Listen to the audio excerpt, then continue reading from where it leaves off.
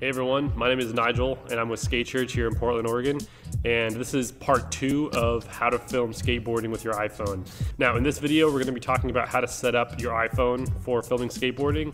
Now this might seem pretty simple, but I'm just going to give you some tips on how to set your exposure within the native camera app of the iPhone, as well as how to shoot better slow motion. So I'm going to do this in real time so you can see what I'm seeing on my iPhone. So you open the native camera app, and what a lot of people will do is they'll just open the app and point it at the skater and just hit record. Now, the problem with that is that you haven't locked your exposure. And one of the biggest things to show that you're a novice at filming is when your exposure changes a lot. It's not supposed to change. The only time that you would really want to have automatic exposure enabled is if you're filming a skater, maybe you're filming a line and he's going from a very bright area to a very dark area, then it's okay to use auto exposure because you're going to need it in order to compensate for being in a bright area and going to a dark area, or vice versa.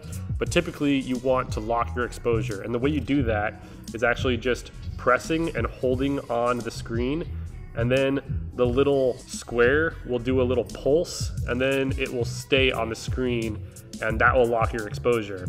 Now what you can also do is put your finger on the screen again, press down, and then move your finger up or move your finger down. And what that's gonna do is it's gonna actually change the exposure and keep it locked. So if you need to up the exposure a little bit or take the exposure down, then that's how you would do it if it didn't get set properly the first time that you lock the exposure. Now, one thing that you should remember when locking the exposure is to point your camera at where you're going to be filming.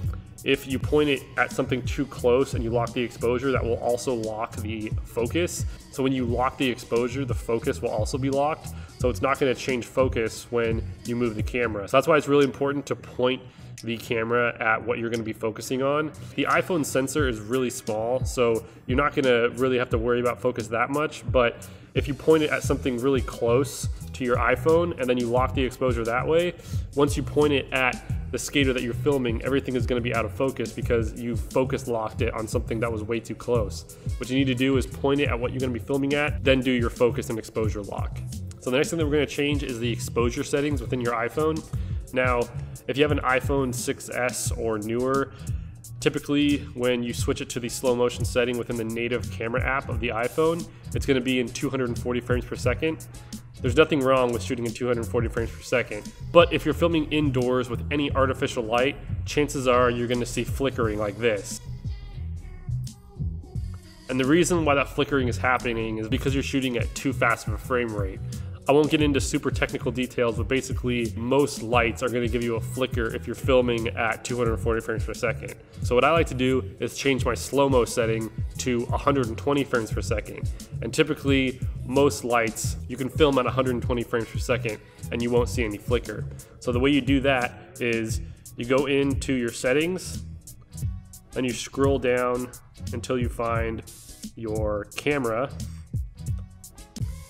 And then you go to record slow-mo, and I have it set to 1080p HD at 120 frames per second. Out of the box, most iPhones will be put at 240 frames per second, whether that's 1080 or 720, it just depends on which iPhone you have.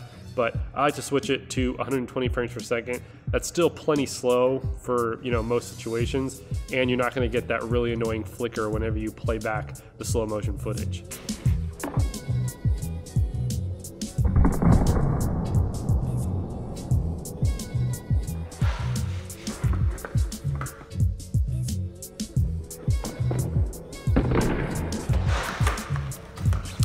And again, when you're filming slow motion, you definitely do want to do the exposure and focus lock so that your exposure is going to change throughout the slow motion clip that you're getting.